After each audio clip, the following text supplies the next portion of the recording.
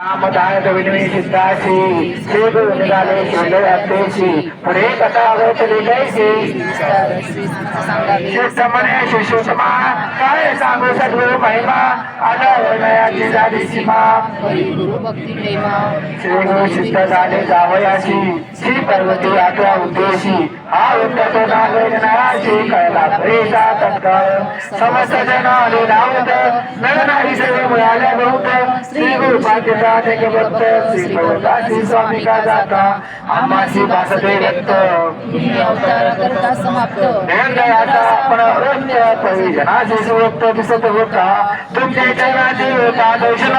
पाचकाचे होते शैतान आता कैसे करतील जन म्हणली लोटांगण बालती पुढे आम्हाची काय गती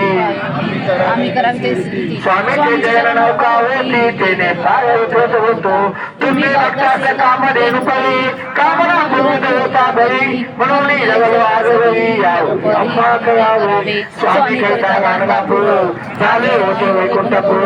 आता दीपावली जैसे मंदिर तैसे साचार होईल हे तेव्हा श्री समर्थ गणापती असे वर्णन करून बोलती तुम्ही मानू नका कोणती सांगू तो यथा स्थित ते आम्ही असतो यात गाणी स्नान पान करू अलमत संग भक्त उपयातो नेहमी चिंता काय तुम्ही न करावी राज्य झाले प्रेक्षकात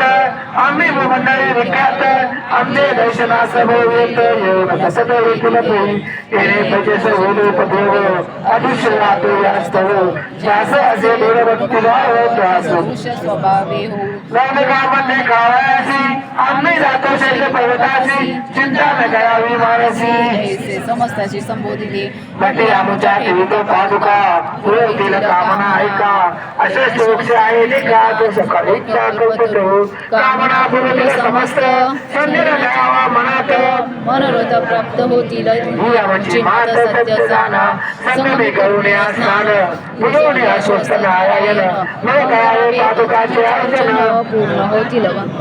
पादुकांची करुणी पूजा निघाळ आरती करणे ओझा आमचे वचन दादा समजा म्हणून या सांगती श्री गुरु आम्ही येथे वाटे मठात हे वचन जाणारे निश्चित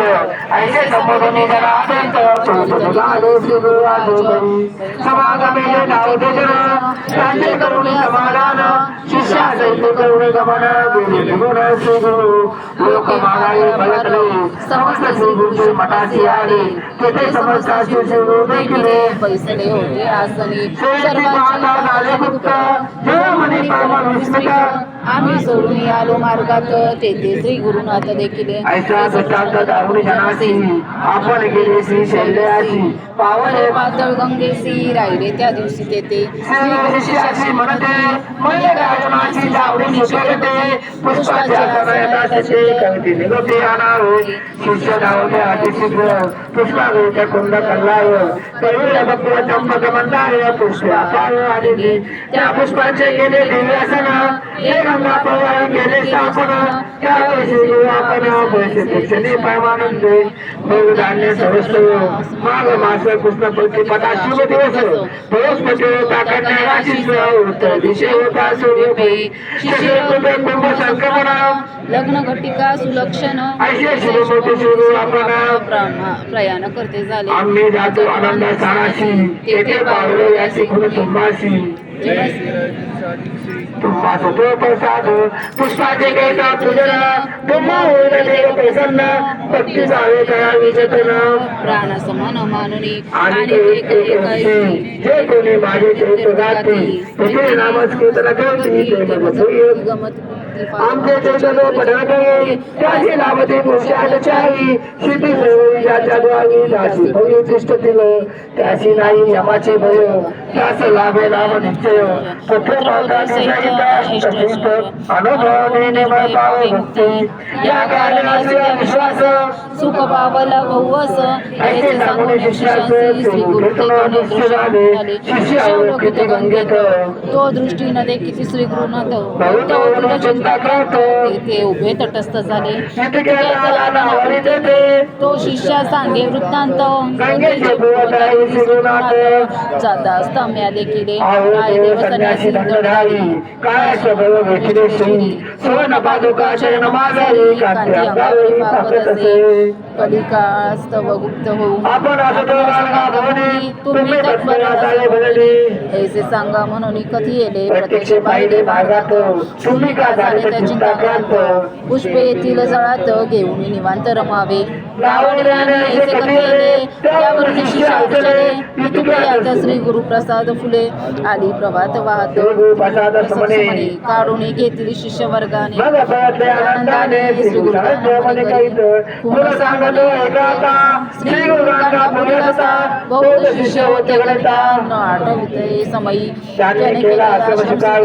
ते संन्यासी थोर थोर तेथे नव्या गेले फार. कृष्ण बाळ सरस्वती प्रमुख ते शिष्य झाले गृहस्थ्य. हे आपल्या गृही नांदित सकळ करतो श्री गुरुनाथ प्रबळ. भक्तजन परमित दारिले श्री जगद्गुरूच्या समागमी 40 जण होतो आम्ही. साय देव नंदी श्री गुरुची सेवा करीत होतो. सर्वांनी घेतले पुष्पे श्री गुरु प्रसाद वंदिले शिरी. पुष्पे घेऊन चौघांनी 40 पुष्पासी मस्तकी धरली भावेशी. आनंद झाला नामधारकासी. श्री गुरु प्रसाद त्याची दृष्टी पडला. परमकथा कल्पतो श्री नरसिंह सरस्वती प्रामुख्याने प्रसाद नाम दुप्त दुप चतुष्टाय श्री गुरुदेव त्यांना बंदोबस्तो श्री गुरुदेव दत्तो.